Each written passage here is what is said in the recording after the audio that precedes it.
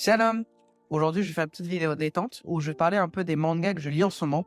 Donc, du coup, des mangas où il n'y a pas de nudité, où il n'y a pas de trucs qui sont trop vulgaires et ce genre de choses-là. Tous les mangas que je parle, ils se trouvent sur Manga Plus de Shueisha et on peut les lire gratuitement sans rien du tout. Voilà. Ils sont peut-être pas forcément tous en français.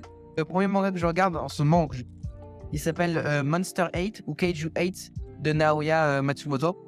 Et ce que je kiffe dessus, c'est plein de choses. Entre autres, il y a des scènes d'action qui sont vraiment chouettes. Il y a des relations entre les personnages qui sont très intéressantes. Il y a cette idée-là de vouloir devenir plus fort et de s'améliorer, etc. À travers Monster 8, on voit beaucoup de la société japonaise. En soi, ça veut dire que c'est pas juste donc, du coup des combats, des trucs et tout. C'est vraiment genre... on voit simplement des Japonais en train de vivre une aventure avec des kaiju. Et les kaiju qui sont justement culturellement japonais, etc. Genre le Godzilla, etc., etc. Et même des monstres en fait à l'époque des yokai.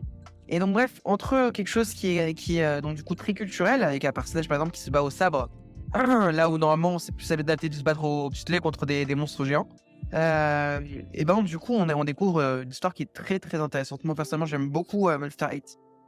Un autre, si vous aimez Harry Potter et vous aimez genre l'histoire des sorciers, genre tout ça, et vous aimez un truc un peu plus comédie, vous connaissez One Punch Man tout simplement, je vous conseille énormément Mashle, qui est de Hajime Komoto, qui est très très rigolo. Ça veut dire dans un monde où tout le monde fait de la magie, le personnage principal, il vient et il utilise ses muscles pour se battre.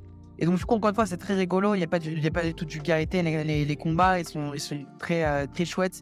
Il y a beaucoup d'histoires d'harmonie entre les personnages. Il y a beaucoup aussi ce côté-là qui est un peu juif, qui est que Mash, le personnage principal, il va être un peu séparé de tout le monde. Là où tout le monde fait de la magie, lui, il va faire ses coups de combat, il va se battre avec ses muscles, il va s'en sortir. Ça me fait penser un petit peu à nous, le peuple juif, quand on est un petit peu entouré de plein de gens qui font plein de choses et qu'on ne joue pas d'après leurs règles et pourtant on y arrive. Donc il y a ça que j'ai beaucoup apprécié dans le truc. Bon voilà. C'était un peu les deux mangas que je regarde en ce moment, encore une fois, sans vulgarité, sans truc et tout, qui sont très sympas, on part pour une grosse aventure. Voilà, moi personnellement, justement, je parle de cette plateforme-là, entre autres, parce que mon manga est pas directement en vedette, c'est-à-dire qu'il n'est pas directement sur cette page-là. Mon manga version anglaise est sur la section Creator de Manga Plus. Je sais pas si vous savez, Manga Plus a une section, un peu comme Webtoon. C'est-à-dire qu'il y a une section Creator où les gens ils peuvent poster librement leur manga. Et ça va sous la page Shueisha, la page principale, si jamais les choses elles ont assez de vues. Par exemple, il y a un manga qui s'appelle Roadless Wanderer, qui a eu assez de vues, et qui a réussi à battre la compétition, et qui maintenant se retrouve sur la même page à côté de My Hero Academia, One Piece ou ce genre de choses.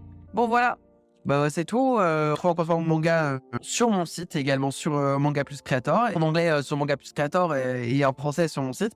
Et on se dit à bientôt. Bye bye.